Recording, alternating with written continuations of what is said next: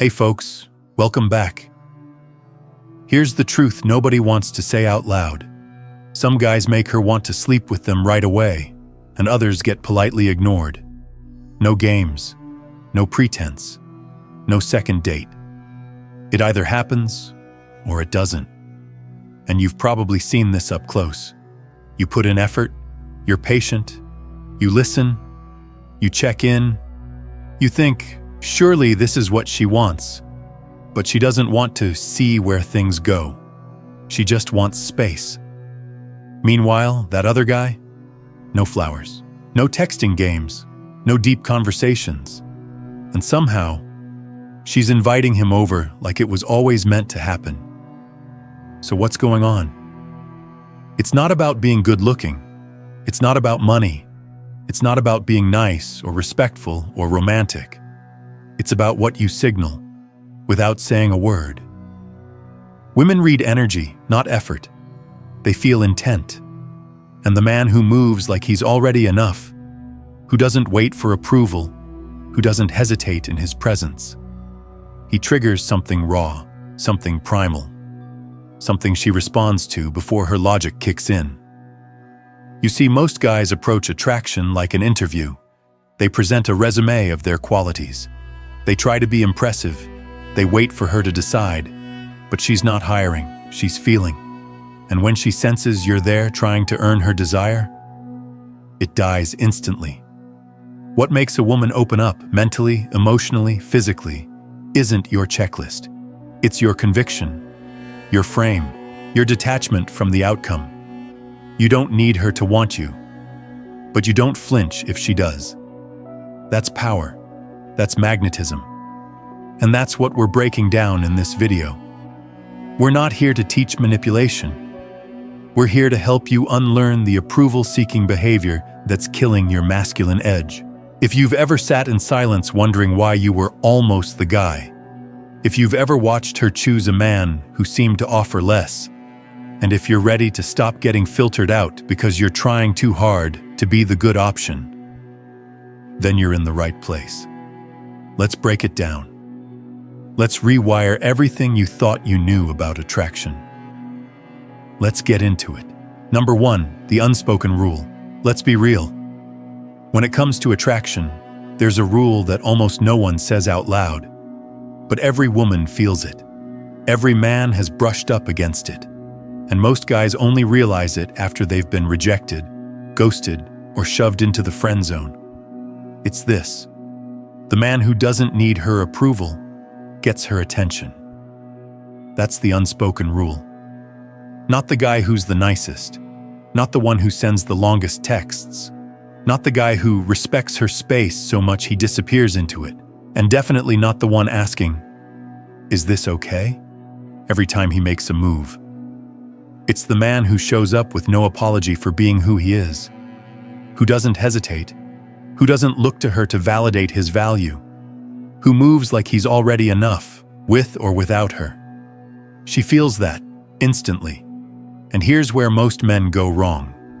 They think women make decisions with logic. They think it's about compatibility, about conversation, about emotional availability. But that's not how it works. Not in the beginning. Not in the first 10 seconds. Attraction isn't polite, it's instinctual. A woman's body reacts before her mind can filter. She doesn't decide to be turned on. She just is, or she isn't. And the man who triggers that instant response? He's not always the best looking, not the richest, not even the smartest. He's the one who walks into the room like he doesn't owe it anything. He's not trying to prove himself. He's not selling. He's simply there, fully, unapologetically. That's the power of the unspoken rule. Now here's where Stoicism flips the game. Stoicism isn't about pretending not to care. It's about mastering your inner frame so deeply that the outside world, including her reaction to you, doesn't rattle your core. As Marcus Aurelius wrote, "If you are distressed by anything external, the pain is not due to the thing itself, but to your estimate of it." Let that sink in. Because when you walk into an interaction needing her to like you, you've already put her on a pedestal. You've already broken the frame.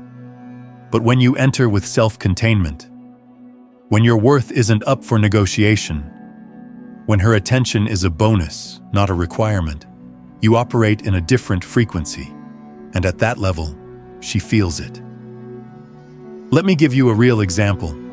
One man I worked with said he always lost women after the second or third date, said they liked him, laughed with him, even complimented him, but somehow never moved forward.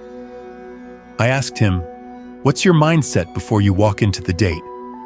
He said, "I just want her to like me. I try to say all the right things. I watch her reactions."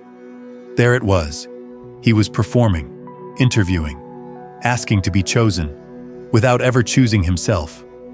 So we flipped it. Before the next date, I told him, "You're not there to win her. You're there to share who you are, and let her qualify for that." He stopped filtering, spoke slower, took up more space, didn't chase the laughs, didn't flinch at the silences. And you know what happened? She kissed him first, told him afterward, "You just feel different." That's the unspoken rule in action. When you no longer seek her approval, you become the very man who doesn't need to ask for it. And that is magnetic. Comment this if you're done chasing reactions. I lead energy. And if you're here to build presence, not perform for attention, hit that subscribe button. This space is where men drop the neediness and pick up their center. Next up, we break down the invisible sorting system in her mind and which type of man she puts you in before you even open your mouth. Number 2, the 3 male categories. You ever get the feeling that the moment you walk into a room, something's already been decided about you? That before you say a word, before you show your charm, your wit, your story, you're already boxed in? That's not your imagination. Every woman, whether she admits it or not, sorts men instinctively, not based on facts, not based on logic, but on subtle, immediate signals. What you carry, what you radiate, what you don't say. And in those first few moments, you're not entering a conversation, you're entering a frame, her frame. Most men don't even realize it's happening. They think attraction is about building something, winning her over, saying the right words. But what's really going on? She's already made a subconscious decision about what kind of man you are. And once you're in that category, it's nearly impossible to break out. One man gets offered her curiosity. Another gets her compliance. A third gets her indifference. What separates them isn't money, looks, or even effort. It's the vibe they bring into the room, the sense of self that either commands instinct or blends into background noise. The first man comes in offering his reliability. He's kind, attentive, eager to please. He leads with service, hoping she'll see how good he is. And she does. She respects him. She even feels safe with him. But something never clicks. It's not that she doesn't like him. It's that her body doesn't respond. There's no fire, just warmth. And while warmth is nice, it doesn't seduce. The second man brings noise. He's charismatic, maybe even exciting, makes her laugh, entertains her, plays the game well. For a moment, she might feel pulled in. But after the spark, there's no structure. He's all motion, no gravity. She realizes she doesn't know where he stands, or worse, if he even knows. And then there's the third man. He doesn't perform, he doesn't posture, he doesn't wait. He doesn't need the room to notice him, and somehow it does anyway. She feels him, not because he's louder, but because he's stiller, present, anchored. He's not trying to be in control, he just doesn't give his away. And it's that man who moves past her filters and straight into her instincts. You see, she's not consciously weighing your resume. She's reading your alignment. Are you centered in yourself, or are you searching for approval? Are you rooted in frame, or bending to her energy. Stoicism has a name for this: internal sovereignty. Your worth, your presence, your power, they don't come from her reaction. They're not up for negotiation. They're established before you even enter the room. A Stoic doesn't try to fit categories. He becomes the man who bends categories around him. When you stop acting like someone she needs to approve of, and instead become someone already in full possession of himself, something shifts. You stop being evaluated and start being felt. It's not about getting her attention. It's about making her nervous to lose yours. And the second you drop the performance, the second you no longer respond like a man desperate to land in the chosen box, she sees you differently. She feels you deeper. You don't chase your category. You become unforgettable by refusing to be placed in one. Say it if you're done fitting in. I break boxes. And if that's your energy now, if you're done contorting yourself into what you think works, then hit that subscribe button. This is where we drop the act, not the edge. But don't go anywhere yet. Because what we're about to cover next, it explains why some men feel the spark and others just feel safe.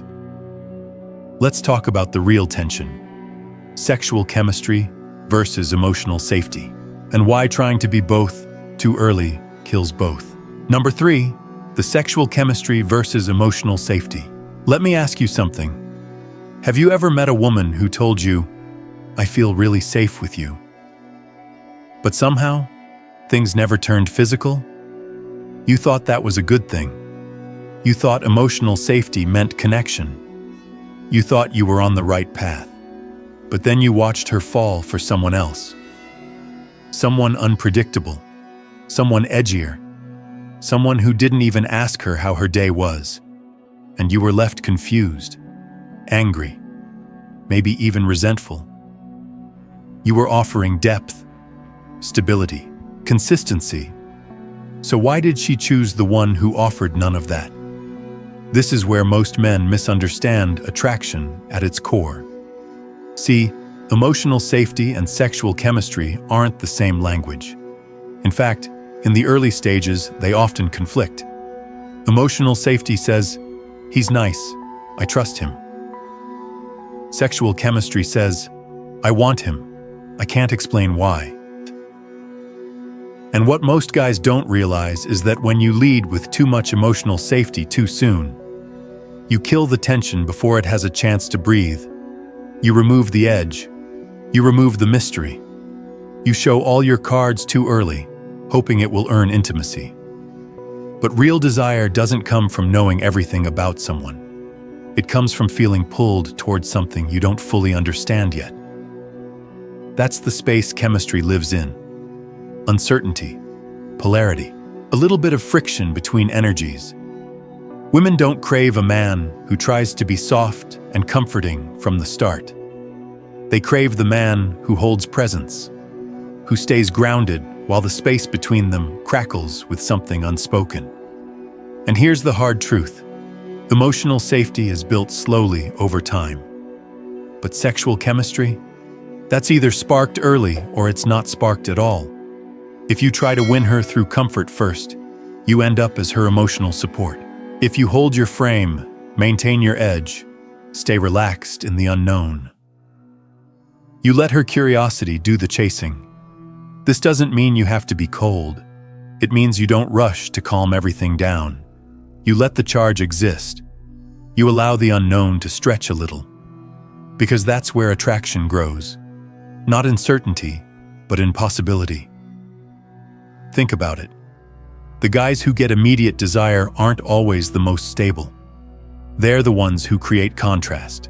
The ones who walk in, centered in who they are, unconcerned about how they're being received. The ones who don't flinch when there's silence. The ones who don't jump in to reassure her feelings too early. They create a space where she feels something electric. Not because they're dangerous, but because they're not bending to make her comfortable. Stoicism is about being anchored, not reactive, not desperate to fix tension. but willing to hold it. As Seneca once said, "He who is brave is free." And sometimes, the bravest thing a man can do is let the moment hang. Not fill it, not soften it, not rush to explain himself. Just stay in it and trust that if something's meant to ignite, it will. But only if you stop smothering the flame before it can burn. So if you've been trying to be safe too early, trying to win her heart before she's even curious, understand this. Sexual chemistry comes from energy, not effort. Emotional safety is earned, not front-loaded. Let her feel the contrast. Let her feel your restraint. Let her feel the pull, not the pitch. Comment this if you're done rushing connection. I hold tension, and if you're building quiet power that doesn't fold under uncertainty, you're exactly where you need to be. So hit that subscribe button and keep sharpening. Because up next, we're going to talk about one of the biggest traps men fall into. One that sounds like kindness, but always ends in disappointment. Let's talk about the nice guy and why he's used, ignored, and left dry. Number 4, why the nice guy is used, ignored, and left dry. Let's not sugarcoat this. The nice guy gets hurt, not because he's kind, but because his kindness is conditional, and deep down, he doesn't even realize it. He thinks he's being genuine. He believes that if he just listens more, gives more, supports more, she'll eventually see his value. He calls when she's upset. He compliments her beauty. He helps her move apartments, fix her car, walk her dog, sometimes at 11 p.m. on a Tuesday. But you know what she sees? A man who's auditioning, not for a role in her life, but for her permission to finally be chosen. Here's the hard part. She doesn't hate the nice guy. She just doesn't feel anything for him. Because everything he does, she feels the weight behind it. The expectation, the silent, "I hope this earns me something." And nothing turns a woman off faster than the sense that your value is based on what you give her, not who you are. The nice guy believes he's being noble, but what he's actually doing is suppressing his real self for the sake of approval. He's afraid to say no, afraid to take up space, afraid to disagree. He smooths everything over until there's no edge left. And women don't respond to smooth. They respond to real, to strength wrapped in restraint, to presence that doesn't chase praise. That's the paradox. The more a man sacrifices himself to be chosen, the more invisible he becomes. You see, being nice is not the problem. Being needy underneath the niceness is. She can feel it.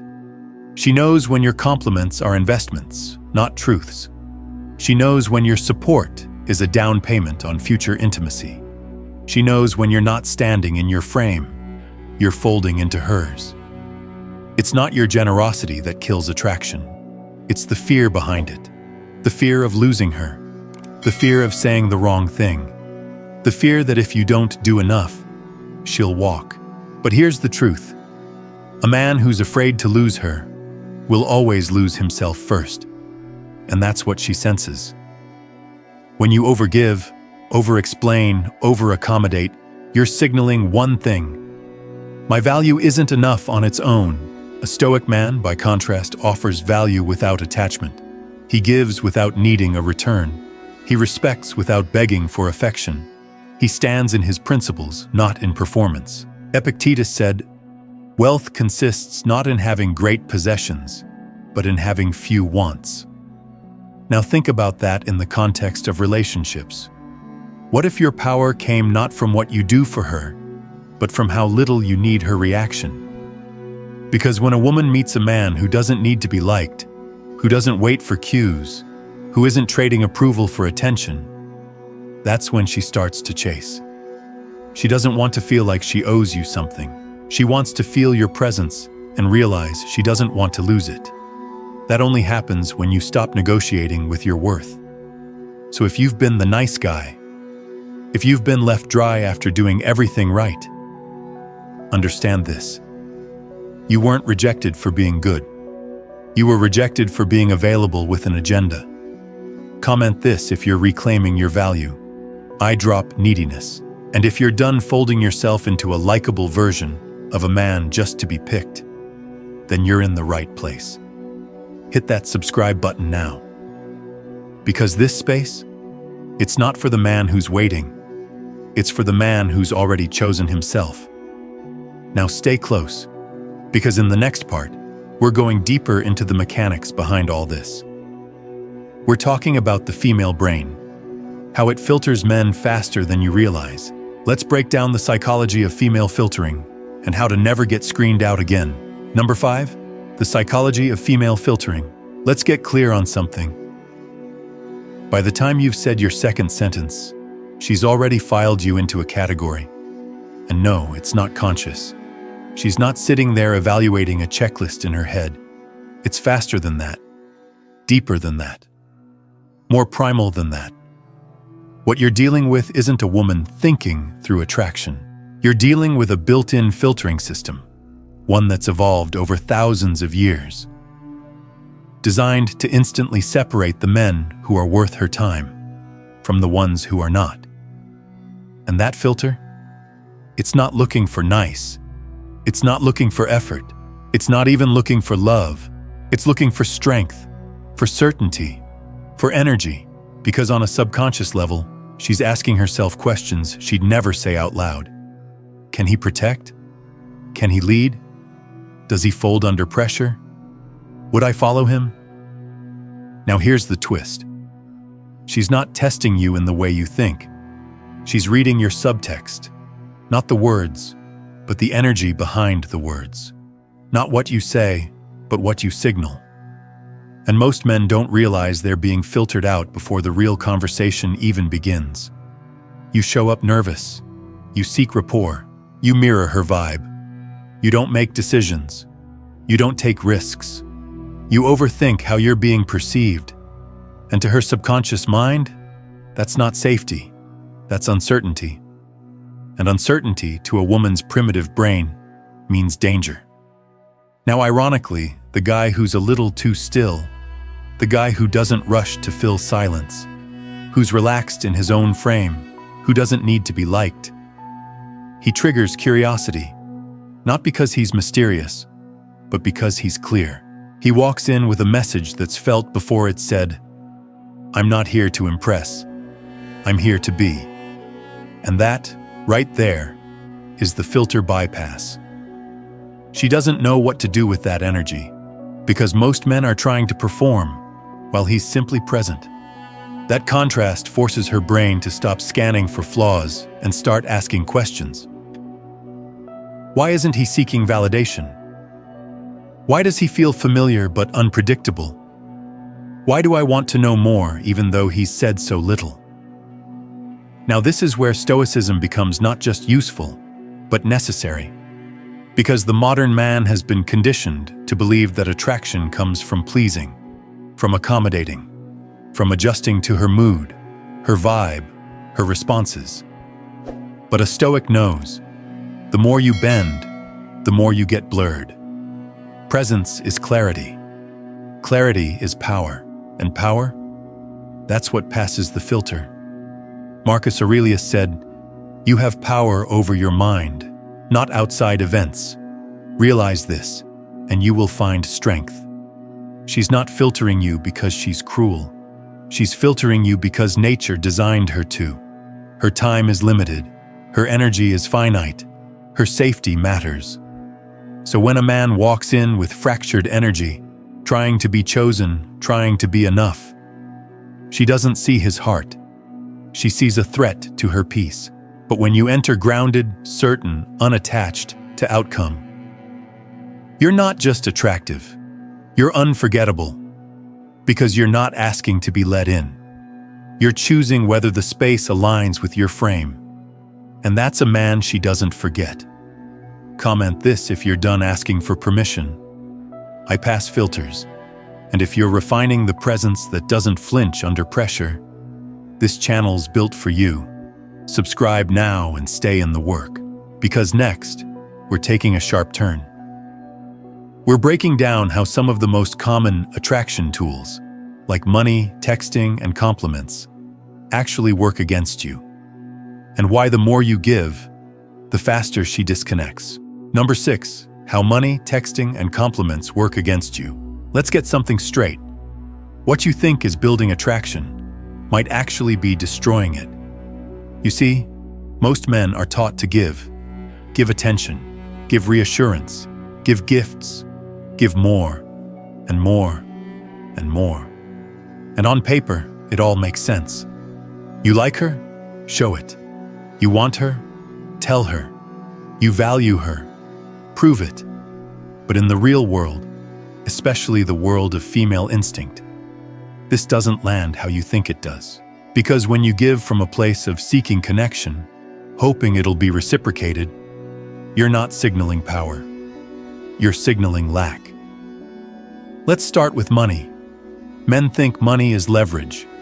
But money, when thrown around too early, too obviously, too desperately, backfires. Not because women hate wealth, but because women feel the energy behind the transaction.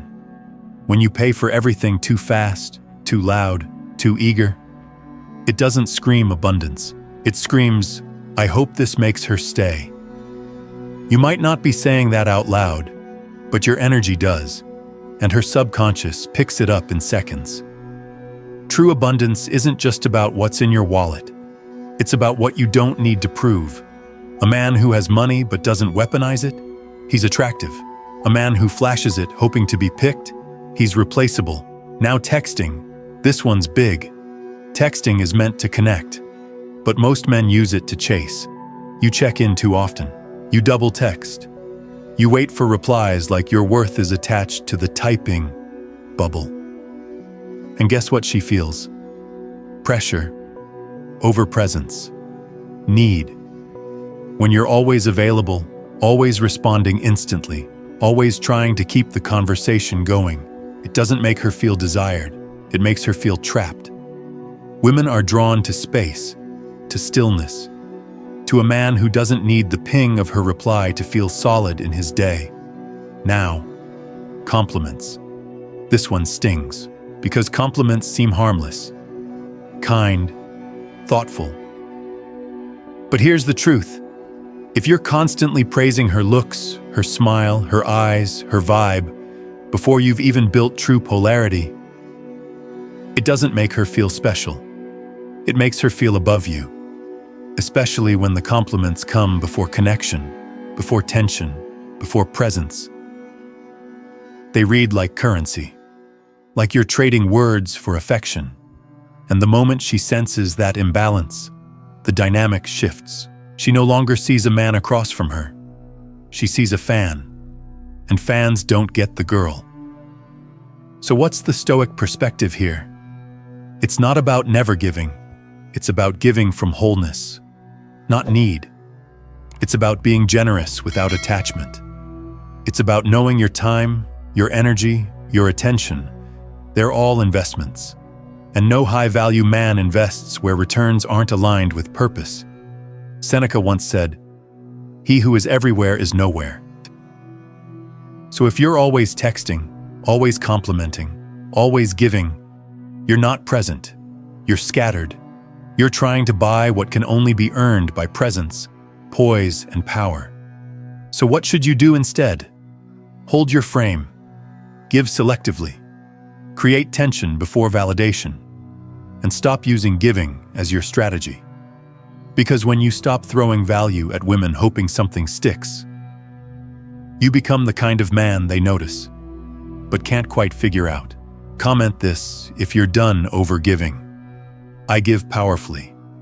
And if you're building a grounded, unapologetic energy that doesn't chase connection, it attracts it. Then hit that subscribe button now. This space isn't for men who try harder. It's for men who move smarter. Now stay locked in, because next, we're entering high-level territory. The art of presence without pressure. Let's talk Stoic seduction. The rare energy of flirting without needing. Number 7, Stoic seduction.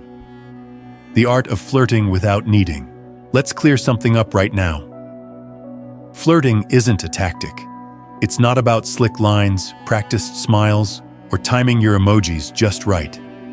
Flirting, when it's real, when it's felt, is a signal. And the signal says one thing: I could have you, but I don't need to. That's the core of Stoic seduction. It's not cold, it's not passive, and it's definitely not manipulative. It's calm, it's present, and it comes from lack of need, not lack of interest. See, most guys flirt from hunger.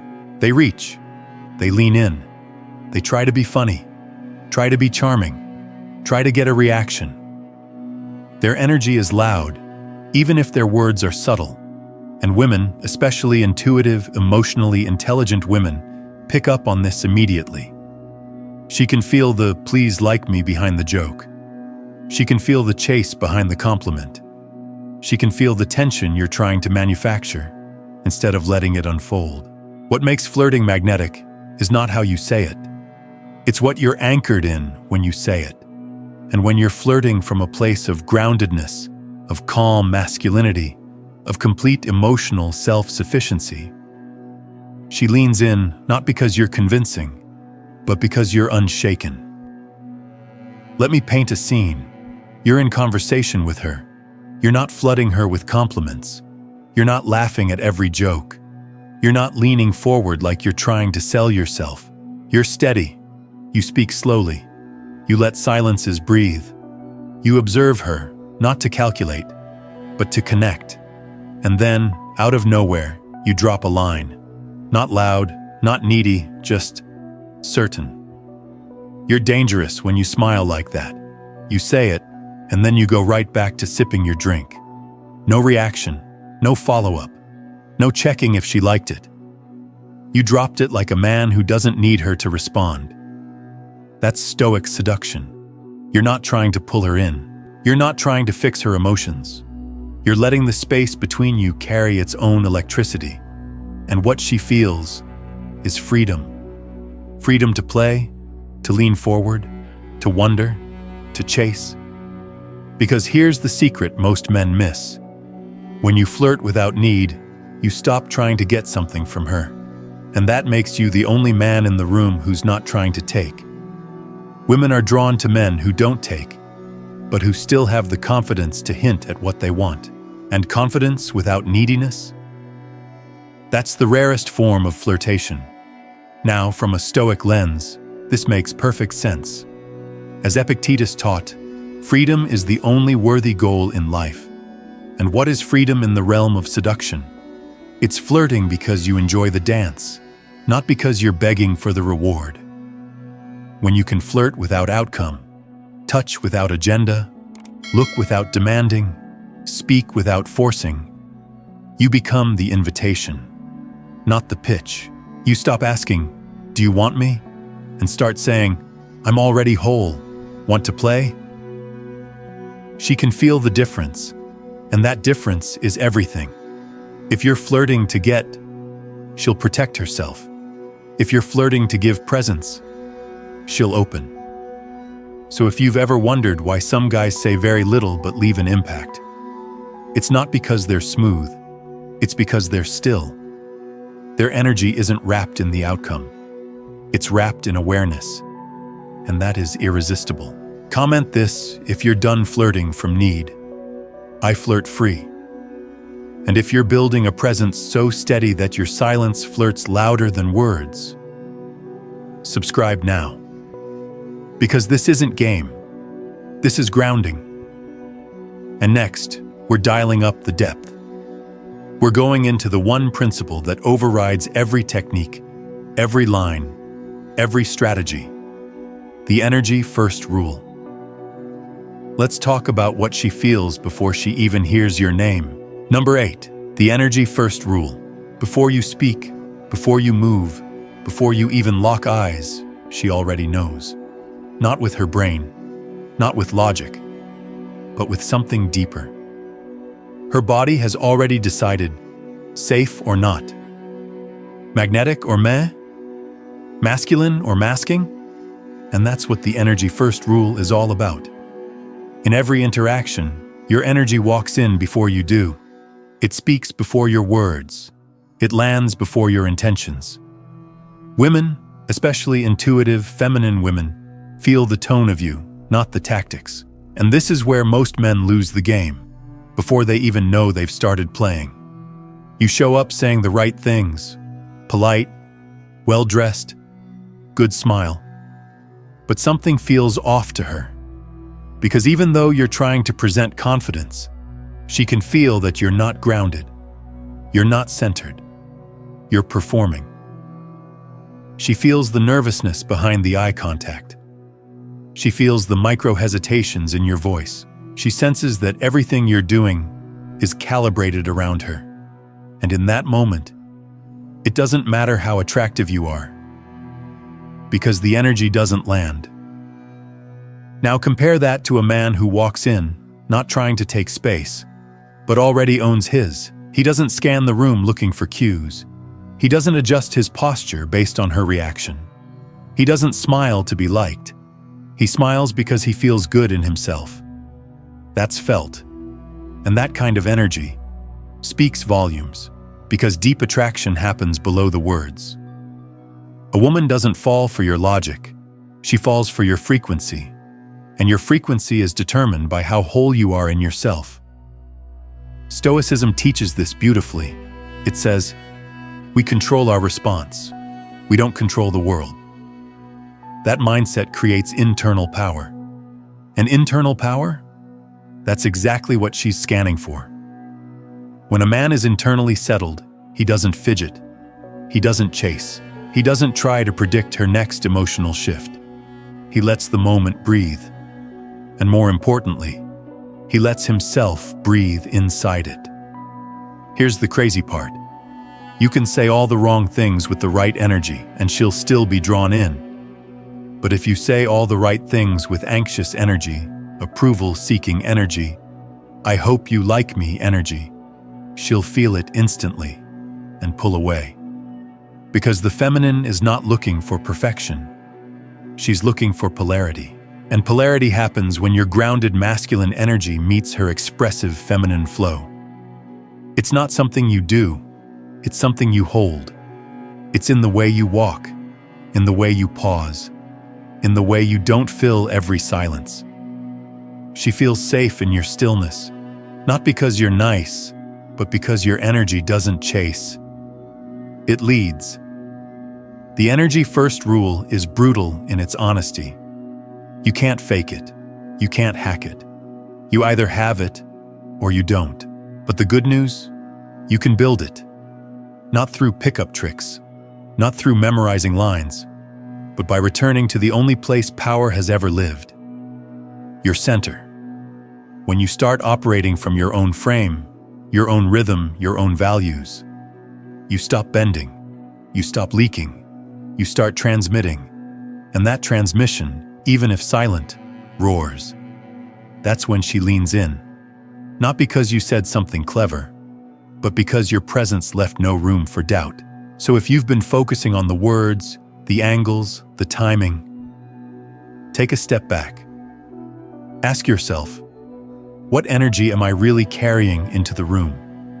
Because she feels that long before she hears you. Comment this if you're done faking confidence. I lead energy.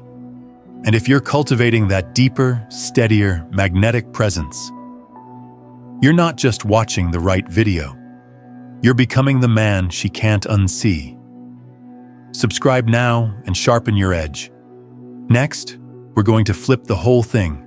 Let's reframe everything you thought you knew and give you one final perspective shift that ties it all together. Because sometimes, how you see the game changes the way you move through it. Number 9, final reframe. Let's strip it all down. You've heard about energy. You've heard about presence, polarity, attraction dynamics, male categories. But there's something deeper. Something that underpins every move you make, every word you say, and every reaction she gives you. And that something is your frame. Not the game face frame, not the pretend to be alpha frame, the real one, the frame you live your life from, The beliefs you carry about yourself, women, relationships, worthiness, power. Because here's the truth. No one wants to say out loud. She doesn't fall for the man. She falls for the frame the man embodies. It's the frame that tells her what's possible. What kind of story she might live inside. What kind of woman she becomes around you. What kind of man you are when no one's watching. And right now, most men are operating from a frame that says, if I perform well enough, maybe I'll be picked. If I give enough, maybe I'll be loved. If I avoid conflict, maybe I won't be left. That frame is based on fear, and fear is not seductive. The final reframe is to stop trying to be wanted and start being centered in truth. You don't become irresistible by mastering techniques. You become irresistible when your life has gravity. When you're walking a path so rooted, so purposeful, so intentional, that she feels like you are already chosen by something deeper than her. Stoicism captures this beautifully. You don't control the woman. You don't control her mood, her desire, her decisions. What you control is the frame you hold, no matter what she does. A woman might test that. She might challenge it. She might pull away, draw close, push buttons, throw silence at you like daggers. But if you stay calm, if you stay clear, if you continue living by your values, not her reactions, something clicks. She doesn't just respect you. She starts to feel safe. Safe not in comfort, but in clarity. The man who cannot be moved by drama. The man who does not chase after being chosen. The man who does not fold just because she frowns. That man triggers something old in her DNA. And now she wants to be inside his world, not the other way around. So here's the reframe. You are not out here trying to convince women you're worthy. You are out here building a life, a path, a presence that radiates worth, without a single word. And if a woman aligns with that, beautiful. If she doesn't, the mission remains untouched. Because when your mission gets smaller every time she texts you less, you are not in frame. When your confidence dips because she liked another guy's post, you are not in frame. When your mood depends on whether or not she reciprocates, you are not in frame. You're in hers. And the moment you enter her frame, you've already lost the game. So the final reframe isn't a line. It's not a trick. It's not something you deploy. It's a return to you, to your vision, to your values, to your posture when no one's validating you, to your voice when no one's clapping, to your breath when no one's answering. That's where power lives. That's where peace lives. And ironically, that's where attraction grows strongest. Because when a woman senses a man who doesn't waver, who doesn't need to be fed to feel full, she sees something rare. Not just a man, a mountain. And mountains don't chase. They wait, they attract, they hold. And only the ones meant to rise to that altitude will reach them. Comment this if you've reclaimed your center. I am unshaken. You don't become the man she wants. You become the man she remembers. And that starts, not with her, but with you. All right, brother. If you've made it this far, you already know. This video wasn't about tricks. It wasn't about being someone else. It was about seeing clearly what's already been happening underneath the surface. Most men are out here trying harder. You're learning to move smarter, not from a place of lack, but from quiet strength, presence, frame, truth. Attraction isn't earned through proving. It's revealed when you stop performing. So wherever you are in your journey, whether you're healing, building, or simply observing from the sidelines, just know this. You're not behind. You're becoming. And if you're building that version of yourself who doesn't chase, doesn't crumble, and doesn't settle, I see you. Keep showing up. Keep holding your center. Keep making your silence louder than noise. If this video helped clarify something inside you, drop a comment below. I am magnetic. Let the world know you're done being forgettable. And if you're ready for more grounded content that sharpens the mind and strengthens the soul, hit subscribe. Not for hype, but for habit. This isn't a channel. This is a sharpening stone. Until next time, stay still, stay sharp, and remember, real power doesn't perform. It just is.